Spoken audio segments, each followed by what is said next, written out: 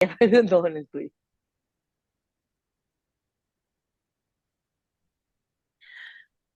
Hola, ¿qué tal? Pues con la sorpresa de que estamos nosotras hoy en lugar de Arturo, que no hay cortinilla porque no tengo ni idea de cómo ponérsela y que estamos aquí la mesa insumisa tomando por asalto los pasos de la semana.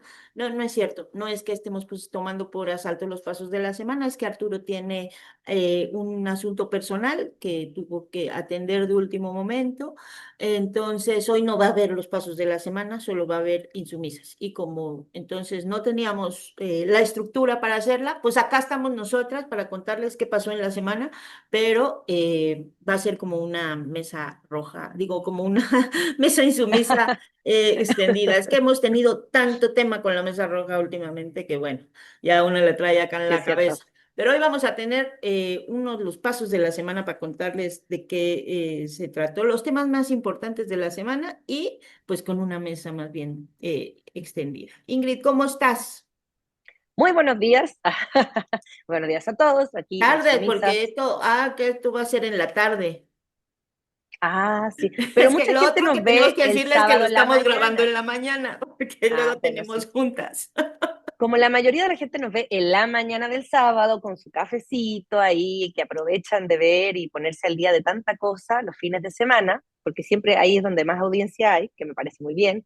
La idea es presentar un resumen de todo lo que ha pasado la semana para que usted, como está ahí descansando, pueda tener un panorama más o menos de lo que ha sido Latinoamérica en esta semana. Entonces, Daniela Pastrana, ¿qué tenemos Pues para esta elegimos semana? cinco grandes, o sea, cinco grandes Así es. cosas, ¿no? Que puede que vamos a tratar de contarles qué pasó, porque justo porque como esto es un asunto que se resolvió de último momento, y entonces no somos Arturo, evidentemente, entonces pues todo el seguimiento que él tenía no lo tenemos, pero elegimos cinco cosas. Los datos que presentó el INEGI sobre la pobreza, ¿no? Sobre todo sobre la pobreza, porque tiene muchos otros indicadores, pero sobre todo el tema de la pobreza es muy relevante. Obviamente el tema de Odebrecht, que ya es un asunto que vamos a tener que ir desgranando en las próximas semanas. Ha habido, entre esto, lo de Cold, van saliendo cosas de corrupción importantes que se nos van perdiendo entre la multitud de temas que tenemos. Y luego tenemos el próximo domingo elecciones en Bolivia, en América Latina lo más importante ha sido eso, y que se murió Miguel Uribe, ahorita vamos a platicar también de eso, en Colombia. Y Así es. en Gaza han pasado cosas importantes, esa es la información internacional. Con esas cinco cosas nos vamos a ir en este sui generis pasos de la semana. Ingrid, te dejo los datos del INEGI para que nos cuentes un poco cómo estuvo. Arrancamos entonces con el INEGI México, ¿no? La gran noticia de la semana, usted la habrá visto en distintos lugares, no solo en la mañanera, sino que ha sido retomado por los medios, todos excepto el Reforma, que parece que no le parece relevante, o varios de derecha que no les parece importante, pero es una gran noticia porque en el fondo es el informe que se presenta en la mañanera el día 13, donde se informa que un total de 13.4 millones de personas salieron de la pobreza en México entre 2018 y 2024.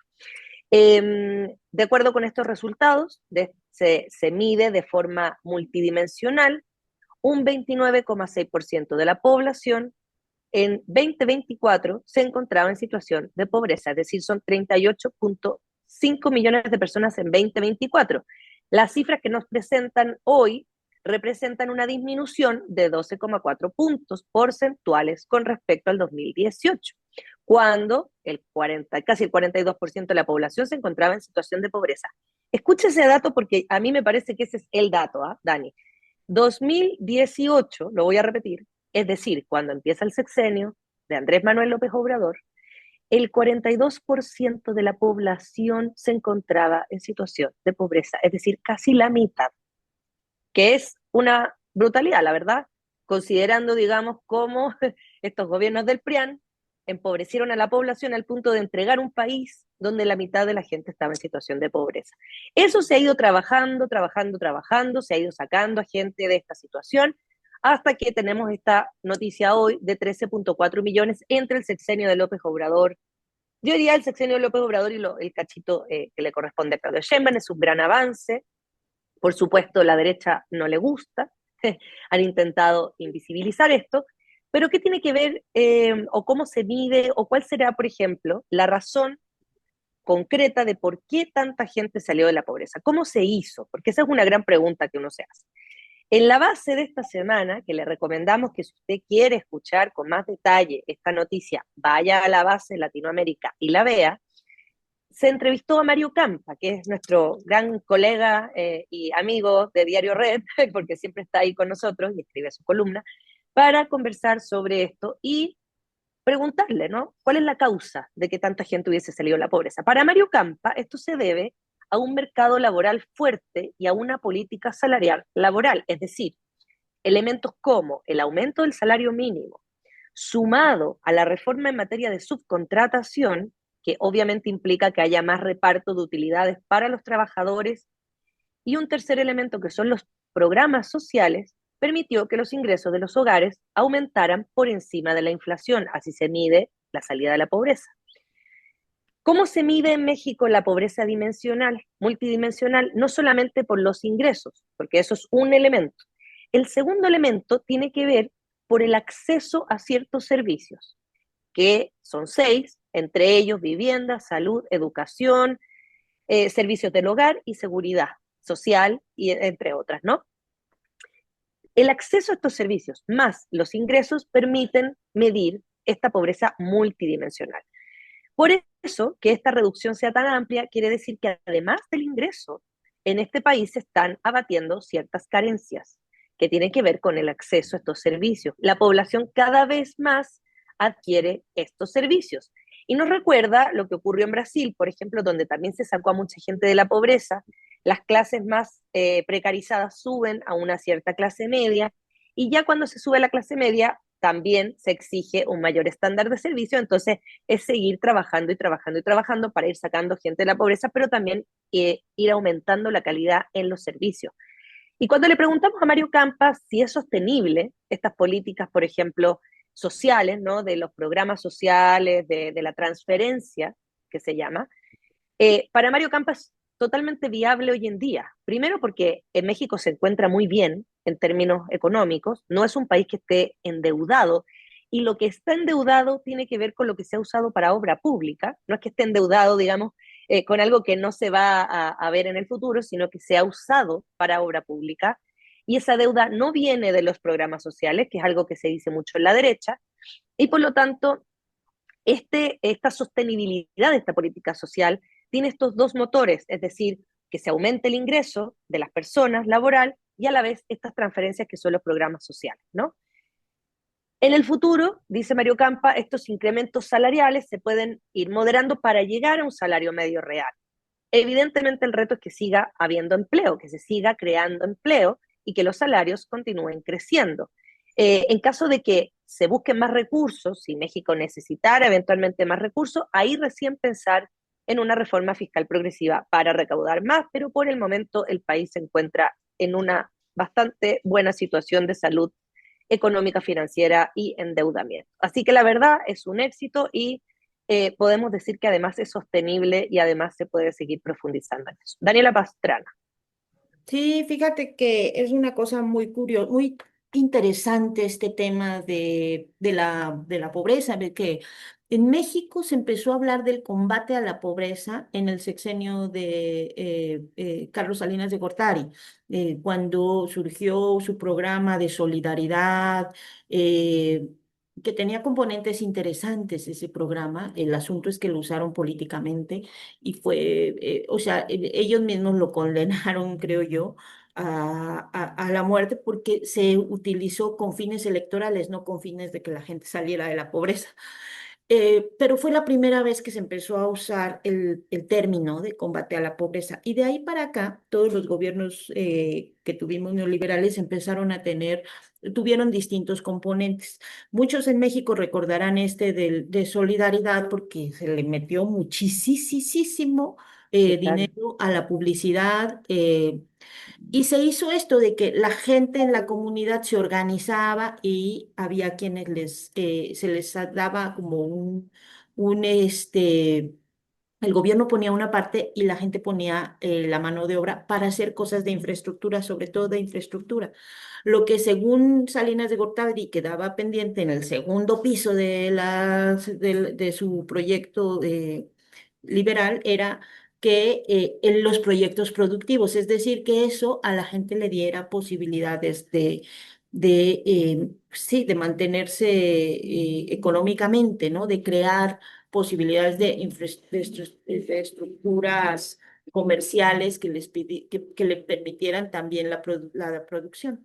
Ahora, el problema con ese proyecto o con ese programa era que, pues la política, dos cosas. Uno, que realmente estaba diseñado o pensado en realidad o se fue pensando para ganar las elecciones y ganaron. O sea, de 1988, que fue el fraude, a 1991 casi bajaron al PRD al 17%. O sea, realmente consiguió mucho con ese proyecto del Pronazul. Creó incluso la Secretaría de Desarrollo Social, hoy Secretaría de Bienestar, pero se creó porque fue cuando se empezó a hablar de eso.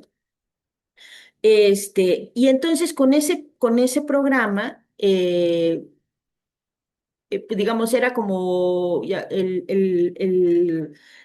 decía yo, tenía dos conflictos. Uno, el asunto de que es cómo se instrumentalizó políticamente, pero el otro era que iba, mucho de lo que se pudiera intentar iba a contracorriente de la liberalización con el Tratado de Libre Comercio. O sea, cómo vas a fortalecer la producción o cómo vas a establecer redes comunitarias de productividad cuando el país está metido en la liberación total y la globalización y el libre mercado internacional. Entonces, digamos que eran dos sentidos muy distintos y al final de cuentas, pues sí, terminó muerto ese programa. Lo terminó de matar un señor que se llamaba Santiago Levy cuando entró Cedillo. Cedillo era súper tecnócrata, cero político.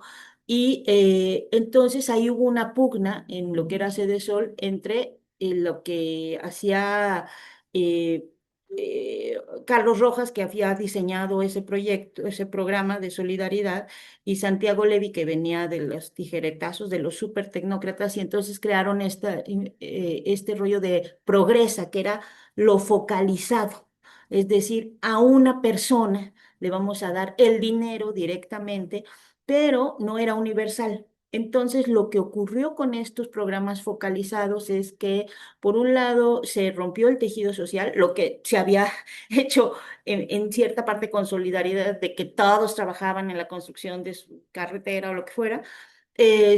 Aquí se rompió el tejido social totalmente porque la computadora decía, le vamos a dar a estas 25 familias y a estas 25 no, de la misma comunidad, por el tema, se medía por el ingreso, ¿no? Y entonces, pues no, a la otra familia no le tocaba, de la misma comunidad pobrísima. Entonces, pues terminó fracturando todo y también generando muchas dinámicas de corrupción con esto, porque, por ejemplo, a las mamás les daban dinero para que los niños fueran a la escuela y entonces las mamás le pagaban al maestro porque los niños tenían que irse a trabajar y entonces para que les pusieran las asistencias de que sí habían estado, pues le terminaban dando dinero al maestro o al médico porque también tenían que tomarles las asistencias. O sea, se hacía una cosa muy clientelar y muy de mucha corrupción.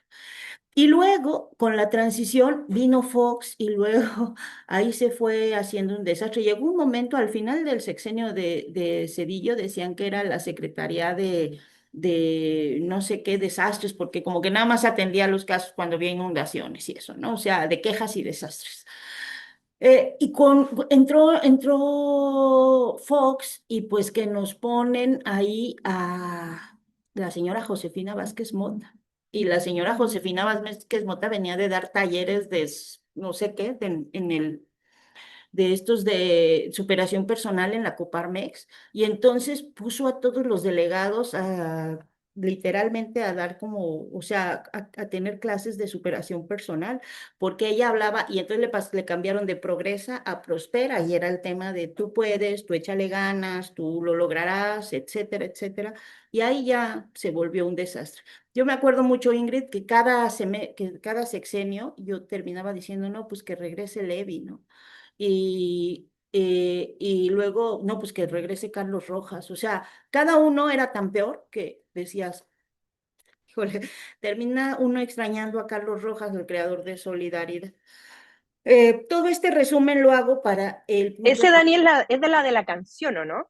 ¿eh? Es la de Solidaridad. la canción, Ajá, sí, no, impactó la mucho. famosa canción, sí. Impactó muchísimo eso, porque te digo, después del fraude, con la creación de la Secretaría de Desarrollo Social y con el programa de solidaridad, a los 3 años, Carlos Salinas de Gortari consiguió tener el carro completo, ganó todo el PRI.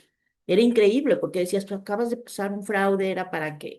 No, no, no, ganó todo el PRI en 94. Digo, sí, en el 91 porque eran las elecciones intermedias. Y mucho fue por este proyecto, por este programa, al que le dio muchísimo vuelo. Y ya todos hablaban, también Cedillo decía que, me acuerdo mucho de Cedillo y todos sus programas sociales, y que decía que la pobreza, la medición de la pobreza iba a ser la medida del éxito de su gobierno. Porque le metieron, o sea, narrativamente le metieron mucho a esto. Luego los panistas lo quitaron, te digo que lo hicieron Secretaría de Superación Personal, de la Secretaría de Desarrollo Social con Calderón, nadie se acuerda. Sí, es una señora que se llama Beatriz, no me acuerdo qué, pero nadie se acuerda, así de intrascendente. En los sexenios anteriores, pues imagínate que un secretario de Desarrollo Social era Luis Donaldo Colosio. O sea, Manuel Camacho. O sea, sí, sí, tenía un peso, se creó con un peso muy relevante y después pues se fue perdiendo, se fue perdiendo, se fue perdiendo hasta que llegamos con, pues, con personas bastante irrelevantes para las últimas administraciones antes de que entrara Andrés Manuel López Obrador y que bueno, Ujú. era su lema y él era casi el diseñador de la política social, ¿no? Le cambió el nombre de Secretaría de Desarrollo Social a Secretaría de Bienestar y diseñó un esquema que tiene como los dos componentes. Sí se da dinero, pero se da dinero universalmente. Se hicieron derechos universales. No, no, o sea, se convirtió en derecho y lo llevó a la Constitución, por ejemplo, la pensión para adultos mayores, o sea, todo ese tipo de cosas los convirtió en derechos universales, no esto de que le doy a uno y a otro no, y a otro sí y a otro no y le apostó mucho a los programas sociales y le apostó mucho a recuperar la pérdida del poder adquisitivo que habíamos tenido Claro. por la vía del empleo, ¿no? Que se había ido devaluando y devaluando y devaluando y devaluando. Eso es lo que diseñó y lo que permitió, y vamos a recordar, y ya con eso te vuelvo a pasar acá el balón, porque lo que permitió fue que en- con todo y la pandemia, no sé si te acuerdas, pero le criticaron mucho a López Obrador que en la pandemia no estuviera apoyando a los grandes empresarios para que dieran trabajo, y él insistió en que no. Y él insistió en varias cosas. Uno, no endeudamiento, como bien dices, los endeudamientos son por el tema Desarrollo de del infraestructura, desarrollo o sea, o en el tema de la deuda que ya traíamos de PEM, la infraestructura, todo eso, pero no trenes, exacto. aeropuertos, o Todo sea, eso, pero no, no tiene que ver con generar deuda para los programas, porque lo que sí hizo Calderón, y eso hay que tenerlo bien claro, es que, por ejemplo, pedían préstamos al Banco Mundial para financiar los programas sociales.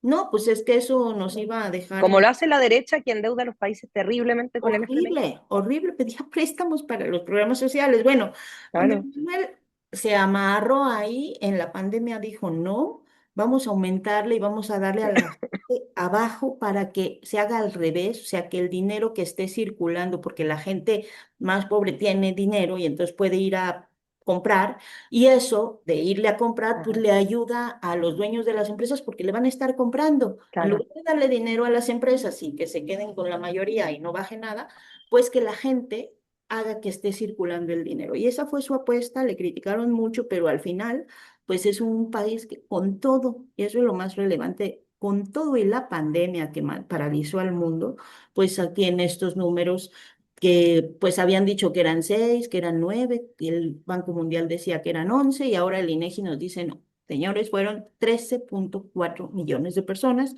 los que salieron de la pobreza con este modelo de López Obrador.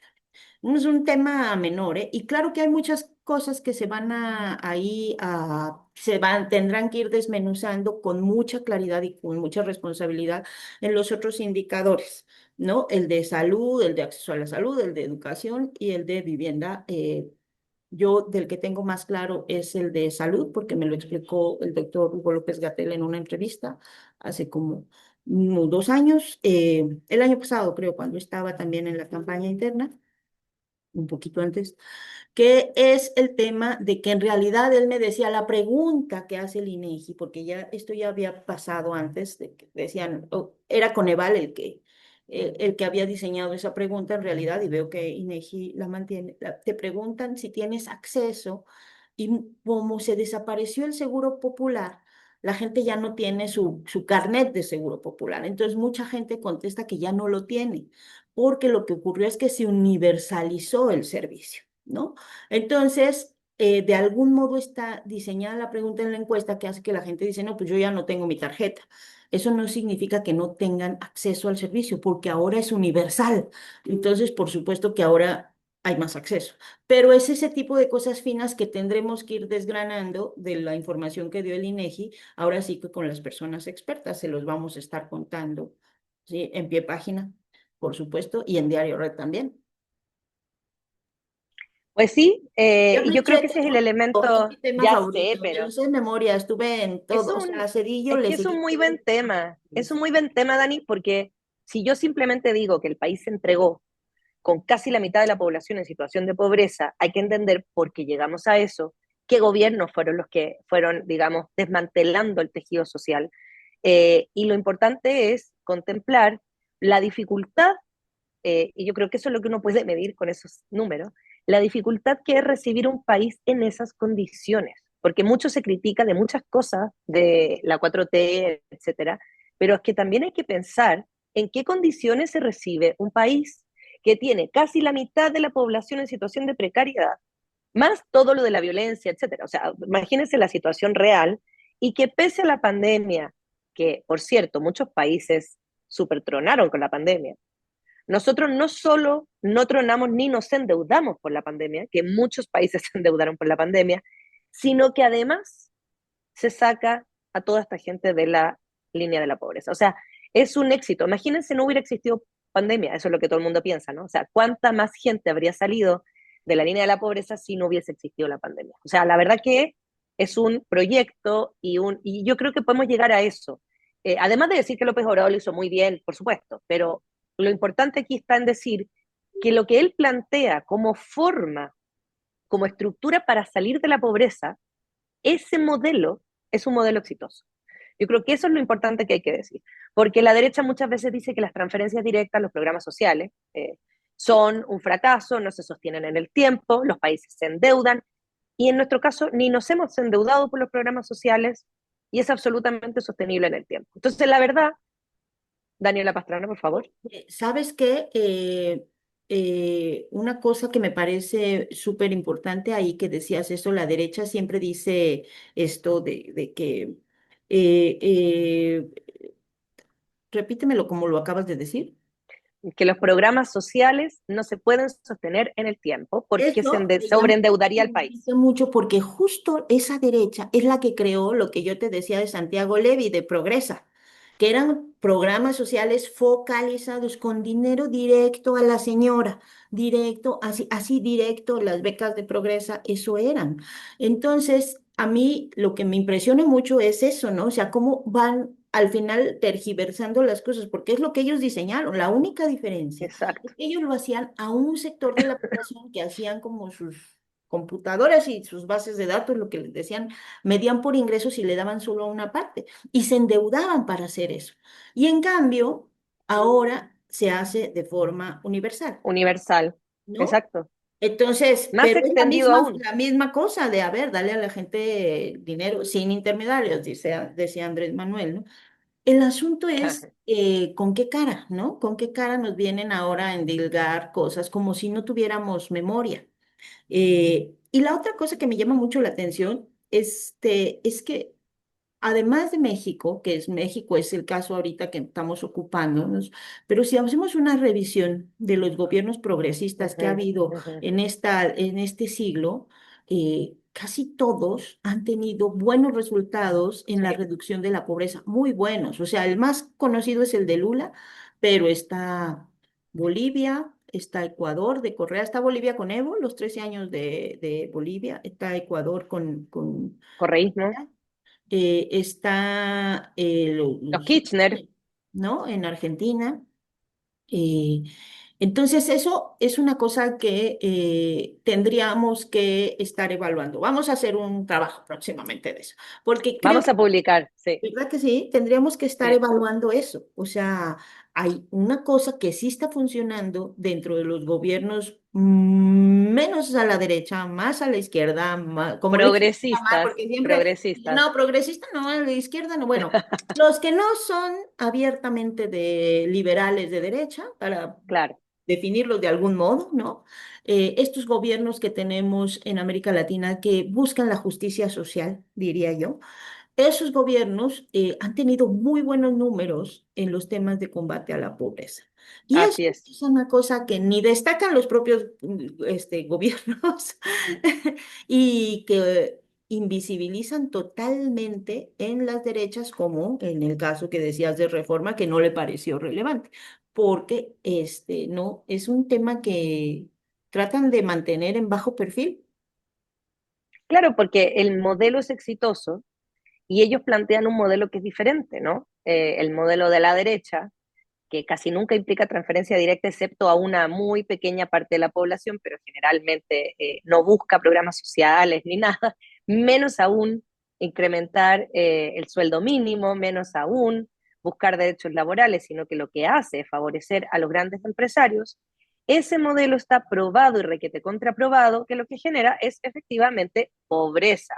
Y lo que genera también es polarización de los ingresos, es decir, que cada vez se concentre en menos manos la mayor riqueza de los países. Y eso lo hemos visto en todos estos gobiernos que vinieron y que secundaron a la primera ola progresista, que fue nefasto, digamos, post Lula vino Bolsonaro y así, ¿no? Todo lo que pasó en Ecuador después del correísmo, cómo vuelven a esa lógica de la atomización de los ingresos y la riqueza, y nuevamente vemos cómo incrementan los niveles de pobreza. O sea, es una cosa que está probada. Lo que llama la atención es cómo la izquierda no ha sido capaz de instalar esa narrativa de manera tan certera que cuando llega el momento de las elecciones la gente sigue votando por la derecha, aun cuando eso favorece a 5 o 6 personas. O sea, esa es la parte que nos falta a nosotros, ¿no? La parte comunicacional, de informar esto, de que la gente lo vea, ¿no? Porque es un hecho que se vive, no solamente se dice, se vive. ¿Sí? Y que además lo que ocurre muchas veces es que ese sector social que sale de la pobreza, después llega, y eso se vio muchísimo en la de Brasil, estaba más bien ahí documentado, pero eso ha ocurrido en otros lados, y vota por la derecha. Exacto. O sea, la gente que salió de la pobreza con Lula es la que votó por Bolsonaro. Y eso uno se dice, ¿por qué? Quizá porque no hay esta explicación, porque no Sí. hay esta pedagogía, porque no hay una amplia difusión de lo que significa que, pues sí, o sea, en general todos estos gobiernos han tenido muy buenos resultados en el tema de combate a la pobreza. Y porque la derecha te engaña, la derecha siempre usa la política del miedo, entonces toda esta gente que sale de la línea de la pobreza, que llega a una cierta clase media, que se acostumbra, digamos, a tener más acceso a los servicios, mejores ingresos, a también exigir mayor calidad de los servicios, porque eso es lo que decía Mario Campa, no solo ya es el acceso, sino que es aumentar el servicio, aumentar la calidad del transporte, de las vialidades, de todo lo que implica, digamos, el acceso a los servicios de un país. ocurre que la derecha aprovecha de ese reciente, digamos, movimiento social para decirle a la clase media, usted va a perder esos derechos adquiridos si usted vota por la izquierda y yo se los voy a preservar. Y es evidente que alguien que ha experimentado, digamos, la carencia y que recientemente ha tenido acceso a cosas mejores, le dé miedo perder esos derechos que ha ido adquiriendo. Entonces, de eso se cuelga generalmente la derecha para asustar y decir usted va a perder su casa, usted va a perder su empleo, usted va a volver a donde estaba. Y esa es la narrativa que hay que ir desmontando, básicamente, Dani Pastrana. Así que, sin más, pasamos a otro tema si tú quieres. Tú Sí, dame la venia. teníamos el de Odebrecht, ¿no? Que es en realidad una cosa ¿Ya? que todavía no tenemos tanta información. Detuvieron en Estados Unidos al exdirector de Pemex por el caso de de sobornos. Este caso de Odebrecht es como el mayor escándalo de sobornos registrado justo en estas últimas pues, décadas, ¿no? En toda América Latina es el mayor corruptor de gobiernos de América. ¿No? Y entonces, bueno, entonces el director Carlos Alberto Treviño Medina fue detenido en Estados Unidos, sería extraditado a México, donde está acusado. Estoy leyendo básicamente la nota que tenemos en el diario Red, porque justo es una nota que surgió ayer. Dice, donde está acusado en el caso de los sobornos del que la empresa brasileña Odebrecht habría otorgado a funcionarios mexicanos. Y eso, bueno, pues fue la nota que dio la presidenta Claudia Sheinbaum en su conferencia, pero insisto, todavía este es un caso muy largo, tendríamos que estar viendo qué tipo de sanciones puede tener, ¿no? Él fue director de Pemex en noviembre de 2027, de 2020, no, de 2017 a 2018 y fue denunciado por el otro exdirector de la paraestatal, que es Emilio Lozoya, de recibir 4 millones de pesos en sobornos, ¿no? Entonces, pues está en eso. Este es un caso, Ingrid, en el que, insisto, hay que revisar muy bien como la estructura jurídica porque están tan involucradas tantas personas y hay tantos Sí. dimes y diretes de pronto que y unos van haciendo que otros caigan y lo que quieras, pero el asunto es que a veces pasa, y pasó mucho, que, por ejemplo, en Brasil, y eso nada más lo quiero poner aquí como apunte porque hay que recordarlo, el juez Moro, que en el principio era el juez intachable que había metido y atacado y puesto sobre en el banquillo de los acusados a toda la estructura criminal, bueno, pues después le montó el lofer a Lula, ¿no? Y entonces es un caso que justo toca tantas cosas y es tan fácil que hay que tomar con muchas pinzas. Entonces esto lo vamos a estar desmenuzando obviamente en los días que siguen. eh, pero bueno, pues es la información que hay hasta el momento. Está detenido y Emilio Lozoya dice que recibió hasta 4 millones de pesos en sobornos. Y sí, este caso es muy complejo porque se ha utilizado para lofer también, entonces ahí hay que desgranar bien que sí, que no, que se usa políticamente y que no se usa políticamente. Ha salpicado a muchos políticos y a muchos empresarios de Latinoamérica, por un caso internacional, pero hay que estar observando con mucha mirada crítica. Yo no me compraría nada que diga que tenga que ver con Odebrecht porque efectivamente hemos visto su uso, ¿no? En cuestiones que son totalmente políticas. Entonces, sí, tengamos ahí nuestro recelo pequeño, esperemos cómo se desarrolla esa noticia. Y pasamos, si quieres tú, a Colombia. Colombia, que mataron, Colombia. digo, al final murió, ¿no? Miguel Uribe, el candidato presidencial, familiar del expresidente Álvaro Uribe, que acabamos de recordar felizmente o que más bien recordemos felizmente, fue condenado a ¿cuántos años? 13, ¿no? Sí, por ahora, porque igual tiene todavía un par de, ¿cómo se llama esto? Un 13 par años de de prisión. No por lo que instancias. quisiéramos, que es No. todas las violaciones a derechos humanos cometidas en su administración, pero bueno, pues ya fue condenado, el primer presidente de Colombia condenado. Entonces, Miguel Uribe era de su mismísimo partido, era estamos ya en Colombia en la contienda electoral, con la contienda electoral abierta. Allá son 4 años de gobierno, no son, Es cortito, es como Chile. no son 6 como en México, sí, Sí, es muy son poco. 4. Entonces ya ahorita estamos en la carrera electoral para el próximo año Sí. y pues él era senador, era eso, precandidato todavía de la ultraderecha y pues lo que ocurrió es que hace 2 meses, en junio, le dispararon en un evento, ¿no? Y terminó, mucho de esto se le atribuyó de inmediato, como suele ocurrirse a Petro de inmediato. Esto es un caso Ujú, extraño porque fíjense que él es el primer candidato presidencial o precandidato, porque no era candidato, precandidato de la ujú. derecha que es asesinado. En Colombia, o sea, en Colombia como nadie, como ningún otro país tiene una Magnicidios. historial de candidatos Uf, asesinados a la presidencia. Siempre de izquierda, siempre de izquierda. sí. Esta es la primera vez que no. Entonces, de inmediato todo el mundo intentó, pues, o sea, todos los medios intentaron sembrar ahí la duda de que podía ser el gobierno de Petro, ¿no? La verdad es que a Petro no le servía de nada, y menos cuando está este juicio contra el otro Uribe, cuando estaba abierto, ¿no? No le servía de nada. Pero lo que sí ocurrió es que, bueno, se ha estado utilizando muchísimo para atacar al gobierno de Petro. Al final de cuentas, 2 meses después, pues murió en el hospital, nunca pudo recuperarse Ujú. del balazo, ¿no? Y lo que tenemos claro, a mí sí me gustaría como decirles, es como un caso, porque pues, se tiende luego siempre a, claro, nadie quiere que maten a una persona, nadie quiere de verdad ser como ellos. eh, entonces, termina siendo una víctima, pero lo que generó mucho ruido esta semana es que organizaciones de derechos humanos lo ubicaron Ah, como un sí, luchador social o como un líder sí, comunitario, no. no sé, eh, o sí, o como un luchador social que Ujú. cuestiones políticas.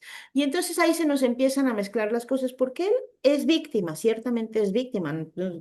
Lo mataron por alguna cosa que todavía no está resuelta. Fue un adolescente, 14 años, que dijo que le pagaron, pero todavía no está claro quiénes son los autores intelectuales de eso. Lo que sí es, pero al mismo tiempo, pues la historia de él viene de una familia de la oligarquía. O sea, hay Así una es. parte, que esa es la cosa que quizás deberíamos tener clara, ¿no? O sea, porque es víctima, pero también es victimario. Entonces, pues así están las cosas ahorita en Colombia, así están. No sé cómo, Sí. en qué va a evolucionar, porque todavía apenas estaba viendo yo esto último, lo que uno dice, híjoles, es como si de pronto, no sé, no quiero poner ejemplos en México, pero como si alguien que hubiera estado trabajando o en el mismo grupo o de la misma gente que en México ha o sea, utilizado el narco para hacer política, pues de pronto uno lo estuviera considerando, o los medios lo estuvieran considerando, o alguna asociación de derechos humanos lo estuviera considerando, un luchador social. Me parece bien delicado, Ingrid. Es delicado porque, mira, la biografía de este señor, para entrar como en el dato, él nace en una familia, como bien dice Dani, muy de la oligarquía y muy asociada a la política, son políticos. Su madre, y aquí es bien interesante, que era una reconocida periodista en Colombia, fue asesinada en 1991 después de ser secuestrada por el cártel de Medellín. En el 91 estamos en plena época de Pablo Escobar, en plena época del auge del narcotráfico, donde se asesinaba y se secuestraba gente, porque todo esto estaba inmerso en el conflicto armado, pero estaban naciendo los cárteles, ¿no? Y el cártel de Medellín estaba muy fuerte. La madre de él es asesinada cuando él tenía 5 años. Su abuelo, Julio César Turbay Ayala, fue presidente de Colombia entre el año 78 y el año 82. Y aquí viene lo interesante. Según un informe desclasificado de la DEA del año 2024, es decir, del año pasado, Turbay Ayala, es decir, el abuelo del precandidato asesinado, tuvo vínculos con cárteles de la droga colombianos y fue responsable del sangriento estatuto de seguridad que generó muchas muertes. El asesinato de su hija, es decir, la madre del precandidato, esta periodista que fue asesinada en 1991, se ha leído históricamente como un efecto colateral de la instrumentalización de la guerra de la que sirvió él y su familia para pacificar. Es decir, es una familia que políticamente se sumó al conflicto armado para generar aún más violencia y más guerra. Eso no justifica en ninguna medida que se asesine hoy al precandidato, pero sí viene la parte donde uno tiene que poner claramente en la historia, digamos, en el relato que estamos armando de los hechos, dónde se ubica cada quien. Si uno dice que este precandidato era un luchador social y lo quiere emular a los luchadores sociales de la izquierda de toda la vida, es un error ideológico. No se puede entrar, no puede entrar él en esa categoría, porque además él no es asesinado por estar luchando por los pueblos y no es asesinado por estar dando una lucha social. Él es asesinado y no tenemos el móvil aún porque todavía no hay la información para saber cuál es la motivación de ese asesinato, y ahí viene una lectura que también tenemos que dar, ¿no? Que es la parte donde uno piensa, bueno, ¿esto le sirve a quién? Y en el ¿le sirve a quién? Nosotros en la base esta semana también hicimos un programa sobre este tema, si usted quiere profundizar, ahí está el programa, y entrevistamos a Iván Cepeda, ¿no? Que básicamente es un senador que ha estado muy vinculado al caso de Uribe, es quien movió todos estos años, que son como 13 años o 15 años, para que este juicio llegara a un resultado. Este senador, que es del grupo de Petro, digamos, y que ha estado luchando contra toda esta violencia generada por las élites colombianas, lo entrevistamos y le preguntamos, bueno, ¿quién se sirve, no? ¿A quién le sirve el asesinato del precandidato? Y evidentemente que él dice, efectivamente es un día triste para Colombia, se hicieron los funerales, ha sido bien duro porque volver al trauma del magnicidio para el pueblo colombiano es muy terrible, porque la verdad es que sí hubo una época donde los magnicidios eran muy grandes, o sea, es el país con mayor cantidad de asesinados en los candidatos presidenciales. Entonces, es un día difícil, recuerda los peores momentos de esa época, ¿no? Desde hace 30 años, cuando estaba el narcotráfico y el paramilitarismo, pero también hay que hacer una reflexión, ¿no? Más fría en ese sentido. Es decir, el senador dice que en plena campaña electoral, porque esto es importante también, es cuando se produce, hay elecciones el próximo año, hay una estrategia que está utilizando este asesinato para sacar réditos políticos y generar una inestabilidad en la que sea Petro y el gobierno y los políticos asociados a Petro quienes paguen los mayores costos de este asesinato. Y no descarta que en la mente de quienes, digamos, perpetraron el magnicidio, hubiera la intención de favorecer el retorno de la extrema derecha al poder, porque efectivamente esto a quien más le pega es al gobierno de Petro y a quien más favorece es a la extrema derecha, de donde el ex candidato, precandidato presidencial provenía.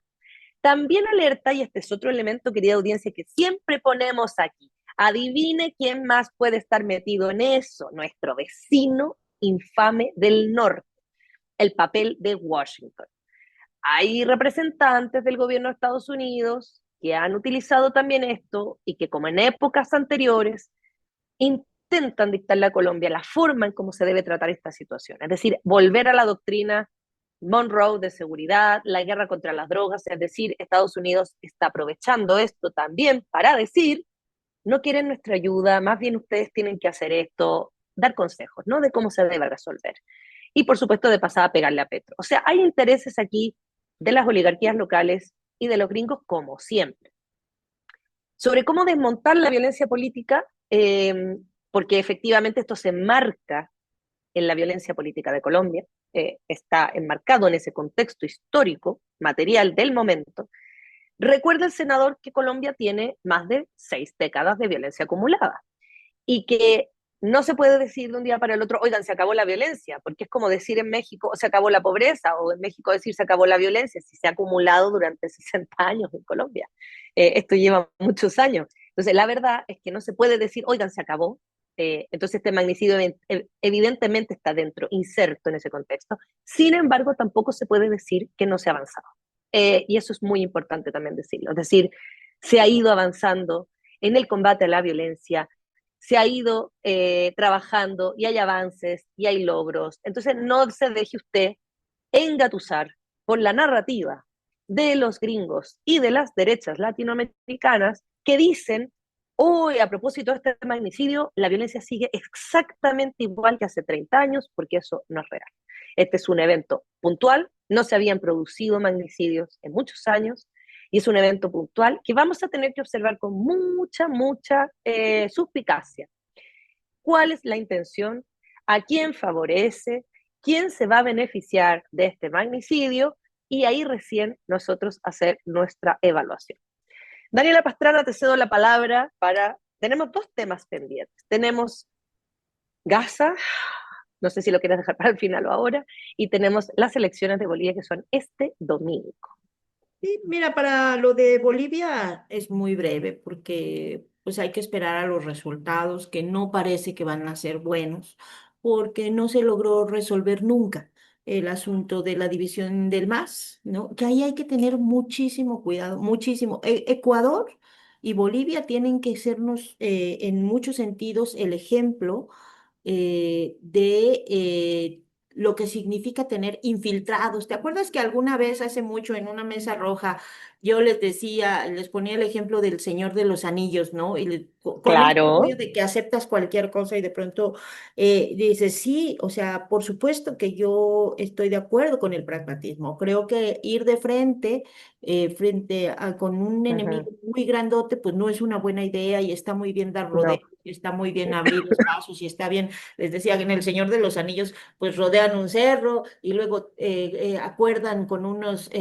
fantasmas ahí que les ayuden, o sea, hacen alianzas con gente mafiosa y lo que quieran para poder ganar esas batallas.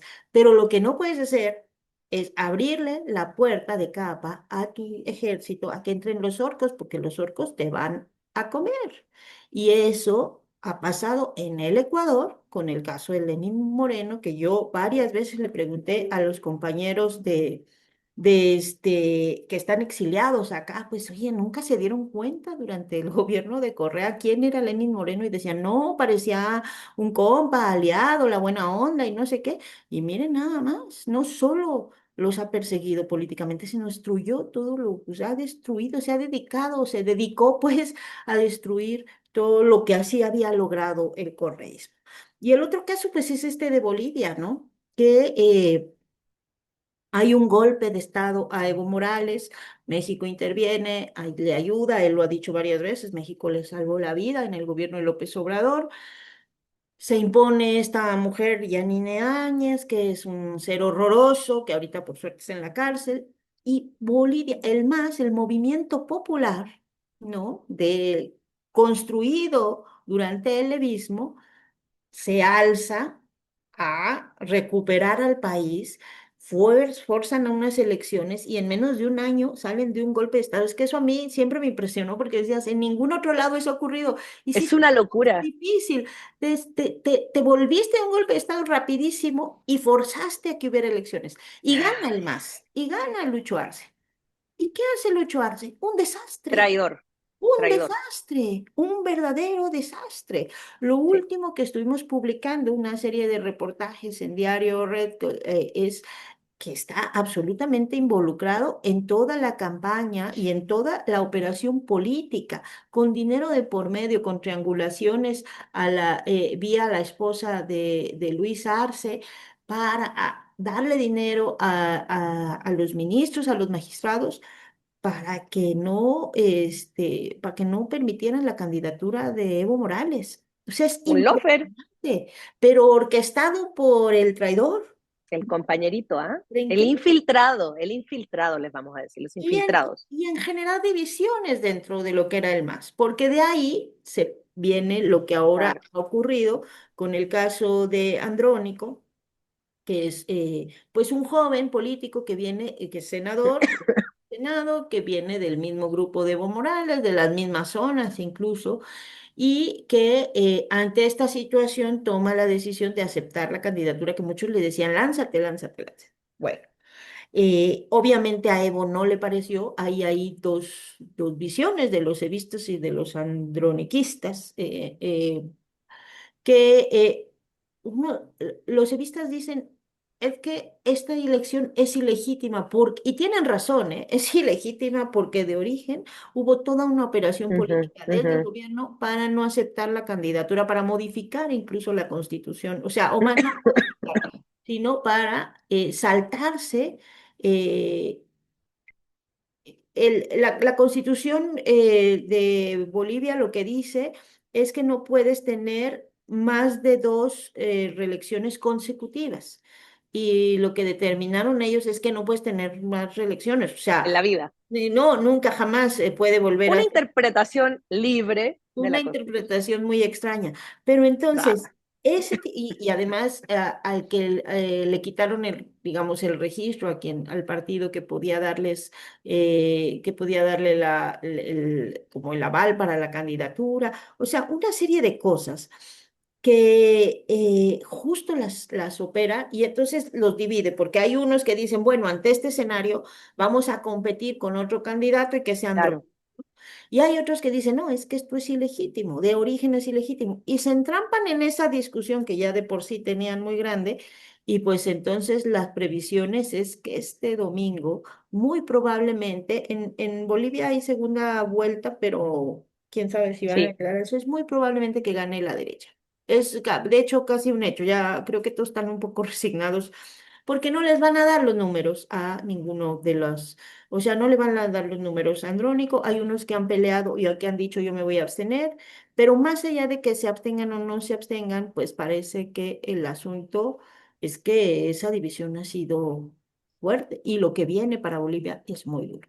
O sea, ya de por sí está muy duro porque Ay, se llevó al país al desastre y justo un país que era ejemplo de haber sacado a millones de la pobreza, etcétera, etcétera, etcétera, pues ahorita está en una tremenda crisis económica, con una tremenda crisis energética, sí. y pues entonces eso es el alimento para que la gente vaya y vote por la otra opción.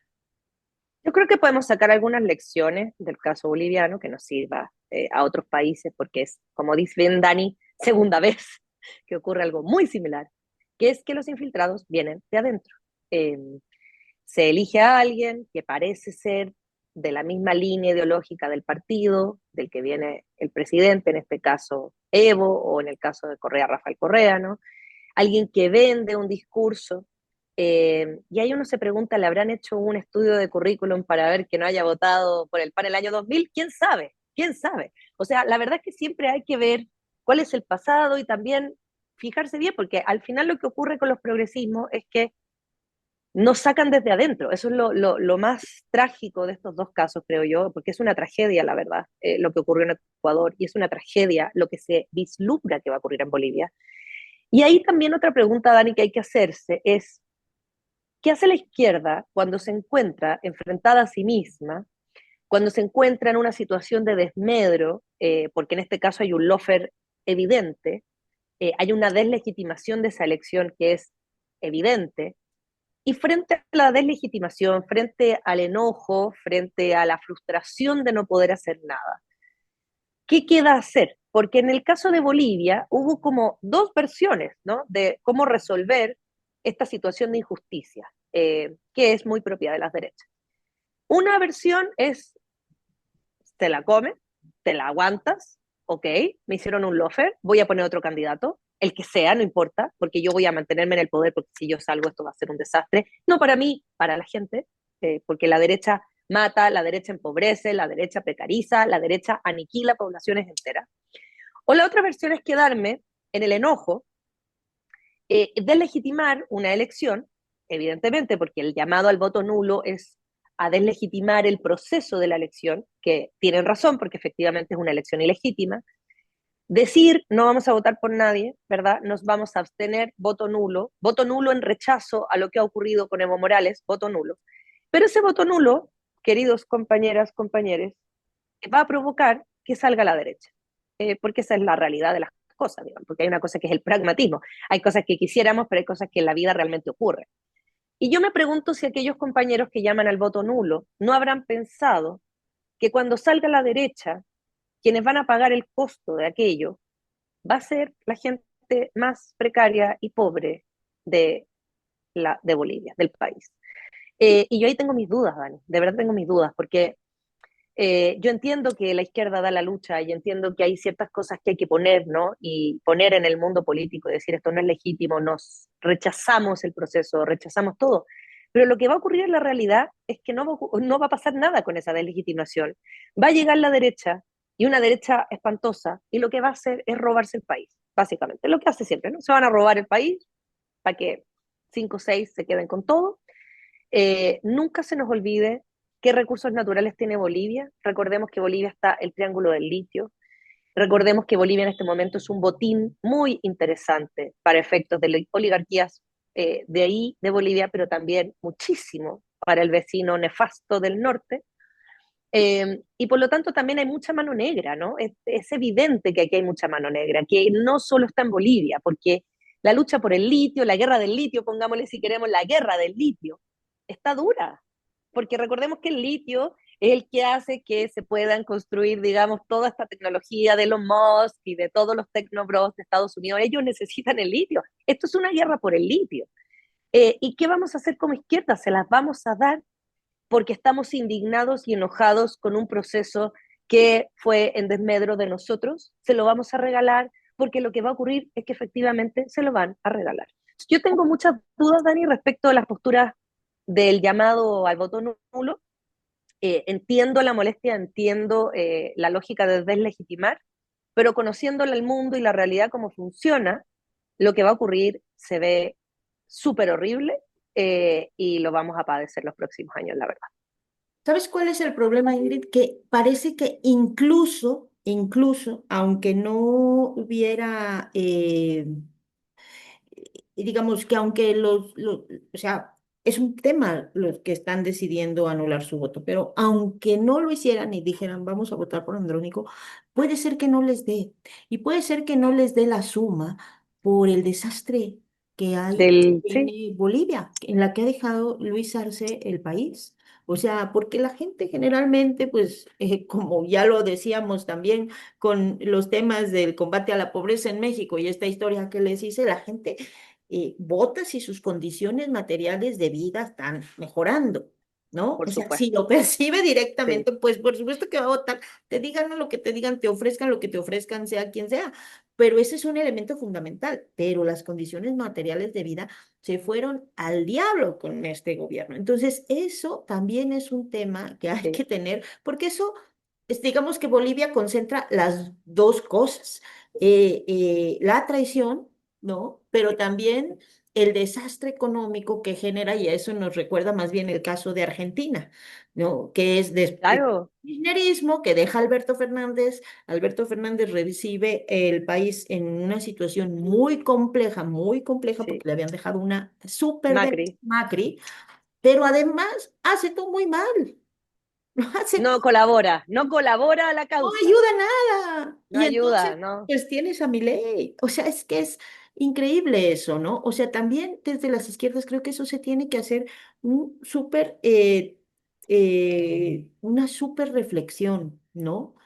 De lo que ha ocurrido con estos gobiernos, los distintos que hay, los distintos ejemplos que hay en América Latina, los distintos procesos que se tienen, pues para no estar repitiendo las mismas cosas, ¿no? Entonces, cuando uno ve esos ejemplos, porque lo que nos dejan claro estos países, Ingrid, es que ninguna batalla está ganada 100%. Uno cree que ya estás bien porque aquí pues ahí vamos como en esta ruta, pero esto puede dar la vuelta, siempre puede dar la vuelta, siempre hay intereses de afuera de que dé la vuelta, pero además estas implosiones, y si no haces un buen gobierno, bueno, pues ahí están los resultados.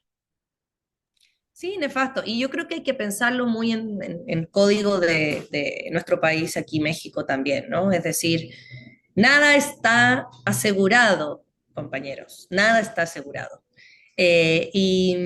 Generalmente estos traidores, estos infiltrados que destruyen, que implosionan los movimientos, están adentro. Entonces también usted le invitamos a observar, ¿verdad? Todos los perfiles que hay dentro de Morena, de la 4T, e identificar quiénes están a la izquierda y quiénes no, quiénes realmente creen en el proyecto y quiénes son unos oportunistas que se treparon en el proyecto para conseguir privilegios, para conseguir, digamos, negocios, o sea, todo eso hay que estarlo mirando y por eso uno no puede perder ese sentido crítico, ese espíritu crítico, porque en el minuto en que lo perdemos, le damos el relato a la derecha, le damos la posibilidad a estos infiltrados de acaparar y quedarse con los movimientos y ocurre lo que ocurrió en Ecuador y lo que va a ocurrir en Bolivia. Así que el panorama para Bolivia no está muy positivo. Veremos el domingo si es que hay una segunda vuelta, que probablemente va a ser entre el mega facho y el facho, lamentablemente. Son segundas vueltas que no motivan a nadie. Y para terminar con el trago más amargo del mundo mundial, Daniela Pastrana, porque ese sí que es terminar así con lo peor que tiene la humanidad hoy en día. Y ahí sí voy con Todos somos Gaza, porque lo que ocurra allá es el futuro de la humanidad, se los digo. Si dejamos que eso siga, así va a ser el futuro de la humanidad. Hoy es Gaza, mañana puede ser Cuba, pasado mañana puede ser Venezuela, y así sucesivamente hasta llegar a México, no lo sabemos. Y por lo tanto tenemos que estar mirando a Gaza. ¿Qué nos cuentas de lo que ha ocurrido últimamente con esta tragedia humanitaria? Bueno, estamos con el anuncio, no habíamos hablado ya hace rato de Gaza, pero estamos con este anuncio de Netanyahu de que iba a entrar ya a ocupar totalmente Gaza, ¿no? Ante un mundo que se queda impasible, o sea, pasmado, que no sabe cómo reaccionar. Ya lo hemos dicho 200.000 veces, en los países que podrían hacer algo, bueno, uno lo está alentando, le aplaude, y ya hablamos aquí de Trump, de sus cartas de amor a Bibi, no sé qué. Eh, el patético, de verdad, lamentable lugar que ha tenido en esta historia Europa, que así va a quedar, ¿no? El hoyo más negro, o sea, yo creo que va a ser uno de esos episodios más vergonzosos. Entonces, bueno, entran a ocupar, están en ese operativo como ya final para entrar y ocupar totalmente Gaza. Y esta semana lo que hicieron es asesinar, bueno, entre muchas cosas, o sea, las imágenes son súper dolorosas de los niños que mueren por hambre, van por lo menos 100. Es horrible, o sea, ver esas imágenes es realmente dolorosísimo porque es por hambre, o sea, además de todo, es que ya esos niveles de brutalidad eh, a los que se llega ya de verdad a veces son inenarrables, y mataron, había un joven reportero, Anas al-Sharif de Al Jazeera, que era la cara visible que nos estaba contando lo que ocurría en Gaza. Él junto con todo el equipo de Al Jazeera, que eran, son 6 en total, creo, 5, 1, 2, 3, 4, 6 personas, eh, las que fueron asesinadas en este ataque. Justo estaba cubriendo las últimas incursiones de Tel Aviv en Gaza, ¿no? Y él había anunciado o sea, se había anunciado ya que querían matarlo, o sea, la verdad es que tampoco era una cosa así. Pero lo que es muy impresionante, porque es lo que ha dejado, que él dejó como su testamento, ¿no? O sea, un texto para publicarlo si se moría.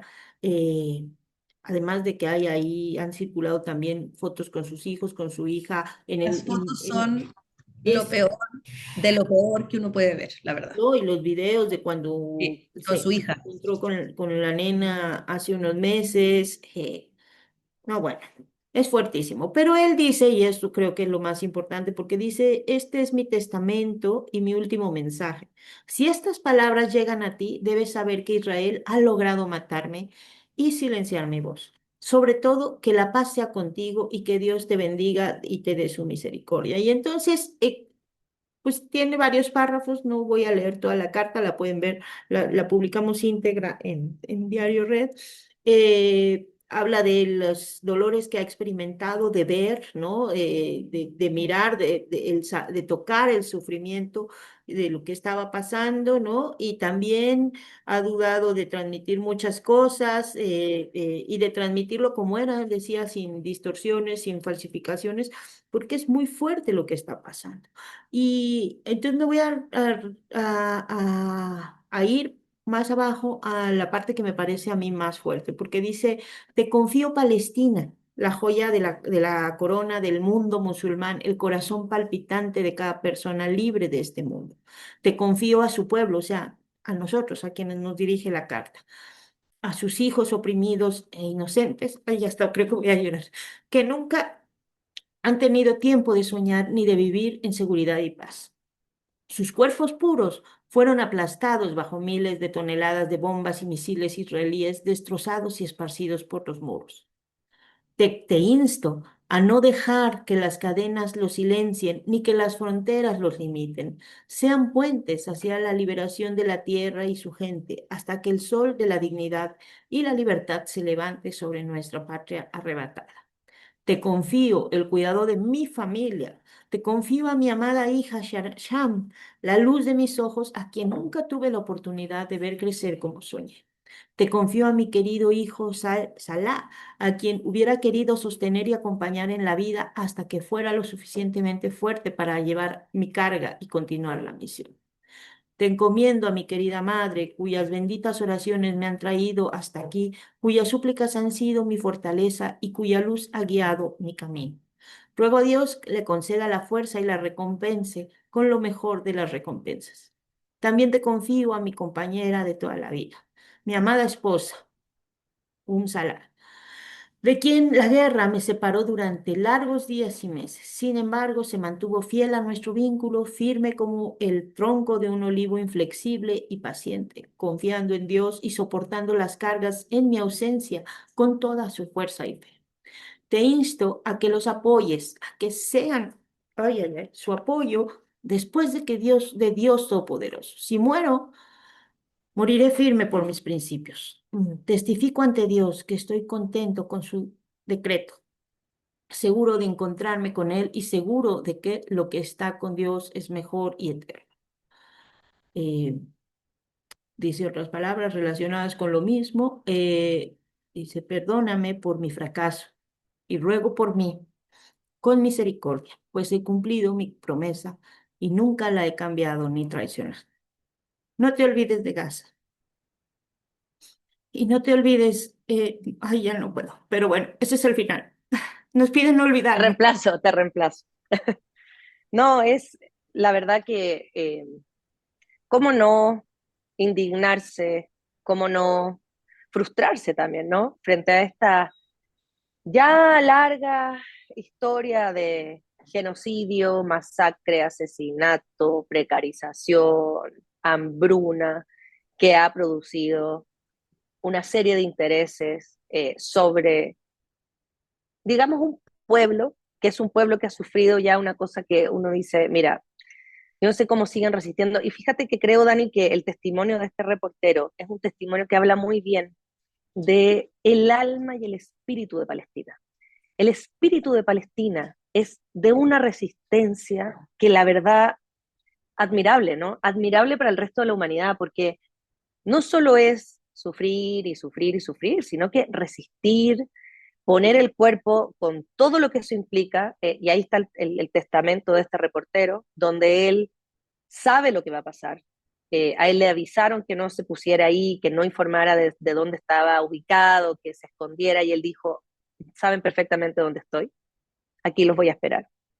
Él sabía lo que iba a pasar, y por eso escribió esa carta, para dejar ese testimonio, ¿no? En el fondo de, yo no voy a dejar de mostrar, de visibilizar lo que está pasando acá, yo no me voy a esconder, yo no voy a elegir ni siquiera a mi familia por encima del pueblo palestino, porque es más grande que mi familia pequeña, digamos, nuclear, porque ese concepto del colectivo, de ese pueblo, implica salirse incluso de sus quereres más cercanos, de esa relación con sus hijos y decidir libremente, no voy a ver crecer a mis hijos porque yo tengo que estar acá haciendo esto, ¿no? Y me voy a quedar acá hasta el final. Y efectivamente es un mártir, como le llaman ellos, ¿no? De la causa palestina, junto a otros 5 reporteros que han estado cubriendo el medio Al Jazeera desde el principio y que han sido nuestros ojos en Gaza, porque cuando se silencian a los reporteros, ya no sabemos qué. Dani no se escucha, estás en silencio. No dije nada. Ah, cuando se silencia al periodismo, se silencia la verdad, como dicen, y en este caso la única opción que teníamos de enterarnos lo que va a seguir ocurriendo con Gaza, que cada vez se pone peor, eran efectivamente estos grupos de periodistas que han sido asesinados. Se ha matado más periodistas en Gaza que en cualquier evento histórico bélico de la historia de la humanidad. Por lo tanto, podríamos decir, sin, digamos, incurrir en errores históricos, que este se trata de la masacre más brutal, violenta y documentada que existe hasta la fecha.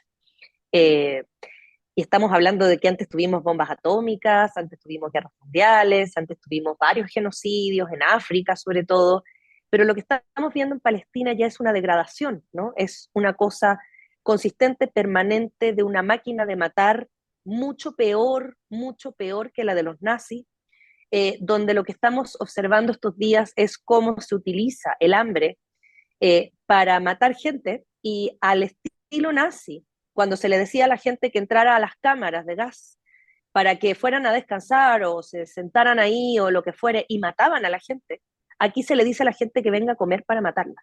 Y eso es lo que estamos observando. Es al estilo nazi, eh, que yo diría que es mucho peor porque ya es, en términos de volumen, tiempo y consistencia, mucho peor. Que a usted no le engañe el sionismo diciendo que ellos padecieron los peores males, porque la verdad que el pueblo palestino sí que conoce del horror. ¿Y qué nos queda como humanidad hacer? Porque frente a esto, uno dice, estamos en la degradación, estamos en un momento mundial muy difícil, con un ascenso de la ultraderecha, con masacres que están ocurriendo frente a nuestras narices sin que podamos hacer nada, con una Europa en la lona que no sirve para nada, que no se pronuncian de nada, con un papel histórico, pero paupérrimo, la verdad, porque no sirven de nada, o sea, ya es un continente que ya, dense por finiquitados, amigos, y ni hablemos de Europa nunca más. Con un Estados Unidos peor que nunca en términos de lo que está haciendo en Gaza, y un Netanyahu desatado, pero sostenido evidentemente por Estados Unidos. Esto no se actúa solo, aquí hay un interés detrás, que básicamente es el de siempre, recursos naturales, tierra, posición militar, chao, no importa a la gente, vamos a desplazar al pueblo palestino como sea. Se votó hace poco en el Parlamento israelí ya una decisión de invadir el territorio de Gaza, y frente a eso el mundo pasmado, nadie dijo nada, no hay problema. Va a ir Netanyahu a Argentina, libre como una paloma, aunque tiene causas internacionales donde se pide la detención de Netanyahu, y Netanyahu viaja por el mundo de manera libre, como si no hubiera ninguna orden de detención en su contra. Ya están pidiendo en Argentina que lo detengan, en la Argentina de Milei, usted comprenderá que va a lugar seguro. Y por lo tanto ya es un nivel yo diría, aberración en términos de cómo se ha traspasado las mínimas básicas del derecho internacional y de las reglas que rigen el mundo. Las nuevas reglas que rigen el mundo son el horror, ¿no? Y el desate donde no tenemos limitación, y tenemos que estar muy atentos porque la verdad lo que ocurre en Gaza es lo que ocurre acá. Usted no se olvide de que los sures globales somos todos, estamos en la misma situación, que tanto Palestina como Latinoamérica, como África y parte del mundo asiático estamos en la misma situación. Cuando ya agoten Palestina, van a ir por otros lugares, y esos otros lugares probablemente van a ser nuestros territorios. Entonces, la verdad es que se le llama, ayer hubo, digamos, ayer o anteayer, ayer creo fue, el 13, no, antes de ayer, hubo una marcha aquí en México por el asesinato de los reporteros, que se produjo, digamos, en el Ángel de la Independencia. Hay una convocatoria para el día domingo a las 3 de la tarde a una marcha que va a partir desde el Ángel hacia San Lázaro, para demandar que de una vez por todas el gobierno de México rompa relaciones con Israel, porque es inconcebible que a estas alturas, se lo digo en serio, y no me importa criticar al gobierno de Claudia Sheinbaum, es inconcebible que México no se haya posicionado de manera concreta en contra de este genocidio. Es inconcebible, porque ya llegamos a un punto en que yo no sé qué más pruebas necesitan, yo no sé qué más traspasos necesitan, porque les digo, vienen después por nosotros. Entonces, si nosotros no nos posicionamos, es dejarles el camino libre. Se le invita a participar de la marcha este domingo a las 3 de la tarde desde el Ángel de la Independencia. ¿Es cuánto, Daniela Pastrana? Estás en silencio. Sí, digo que, pues sí, esta es la... No queríamos cerrar con esta historia, nos hubiera gustado cerrar con alguna cosa más amable. Empezamos muy bien con la, o sea, que dejaran 13 millones de personas la pobreza en 6 años, y cerramos con esta, pero pues ese es el mundo en el que estamos. Entonces toca ir, toca Toca seguir ir. insistiendo, toca seguir protestando. Por supuesto, si los gobiernos eh, tendrían muchísimo más presión para tener una decisión más firme si hubiera unas movilizaciones mucho mayores en México. Toca ir, de verdad, toca ir. Toca presionar. Hacer todo lo que sea necesario y toca poner todo lo que sea necesario, porque, pues por todo lo que ya dijiste, y ya no voy a repetir porque la verdad es muy, muy triste. Yo con eso creo que ya tenemos que cerrar. Aquí estábamos, les digo, supliendo un poco a Arturo, supliendo un poco el programa y ya nos extendimos nuestra mesa cotidiana. No Ya tenemos más notas positivas para darle, pero queríamos que más la cosas rabia lo positivas. movilice. Bueno, hay una cosa muy positiva que sí Ah, quiero dejarles. En Canal Red estamos abriendo también nuevos proyectos. eso. Canal Red América Latina, nosotros estamos en el diario Red América Latina, pero tenemos otras múltiples funciones allá, como ya saben, porque es un medio muy chiquito, pero que está con muchas ganas de hacer más cosas. Y esta semana arranqué mi espacio de entrevistas, estas entrevistas que a mí me gusta hacer nada más por el placer de hacerlas, porque me hacen pensar, porque me ayudan a retroalimentarme. Entonces entrevisté a Citlali Hernández, que me parece que tiene un perfil bien interesante porque es muy joven, porque es bisagra entre distintas generaciones, eh, porque tiene una cosa que creo que valoraciones muy importantes que de contar tanto de la izquierda, de Morena, del feminismo en Morena, etcétera, etcétera. Y lo arrancamos esta semana en el espacio de Canal Red América Latina. Entonces les invito a ver el Miralejos que salió esta semana, el martes, y les invito a ver el que viene, porque el que viene va a estar también muy bueno. Entonces, esa es una buena noticia, eso me Esa alegra. es una muy buena noticia. Es el Sí. tipo de cosas que uno hace porque dices, no, hay gente a la que uno le dan ganas de saber un poquito más de qué piensa y qué podemos aportar al debate de nuestras izquierdas. Invitarles nada más a que si quiere seguirse informando en este sábado, porque la mayoría nos ve el sábado, ¿no? Y está ahí como en su cama y no se quiere levantar porque las lluvias de esta ciudad van a hacer que construyamos un arca de Noé y salvemos perritos Yorkies como Alessandra Rojo de la Vega. Dado eso, yo le diría que tiene Mira Lejos de Daniela Pastrana, La Base, América Latina y La Mesa Roja. Le invitamos además particularmente a ver La Mesa Roja, que sacamos un especial, que está muy interesante, que es del día miércoles, está en pie de página, o a ver La Mesa Roja en su programación habitual, también en pie de página, grabada ahí en Capital 21. Entonces, material tiene de sobra. Y si quiere leer, ahí está Diario Red, para que lea todas estas notas que traemos el fin de semana, porque por Dios que estamos con Y pie información, de Daniel. página el domingo, mañana. Y Bueno, hoy, pie de mañana. página, exacto. Los Hoy, los de la domingos, semana pasada, pero está saliendo los domingos y está teniendo muy buenos sí, materiales, la verdad. Ahora lo está coordinando todo Alejandro Ruiz, y está coordinando a un grupo de jóvenes que están haciendo muy buen trabajo, ¿no? Y son jóvenes que están dentro del proyecto de pie de página con este tema de jóvenes construyendo el futuro como aprendices, capacitándose para ser periodistas. No son periodistas de profesión, pero están haciendo unos trabajos que ya quisieran otros. muy buenos, exacto. Sorprendentemente buenos. Así que vaya a pie de página, lea los reportajes y más nada, nos seguimos viendo en la semana porque no nos para nadie, Daniela Pastrana. No nos callarán. Exactamente. Exactamente. Pues Ingrid, muchísimas gracias por esta plática, esta mesa insumisa extendida, que la próxima semana ya estará aquí Arturo de nuevo y ya estará normalmente con las entrevistas y con las salidas de emergencia, que lo vamos a extrañar ahora, ¿no? Sí. Y bueno, pues esperemos que todo esté bien con Arturo. Les mandamos un abrazo muy grande a todas las audiencias. Muchas, muchas, muchas gracias por el acompañamiento que nos han dado en estas El apoyo. situaciones difíciles.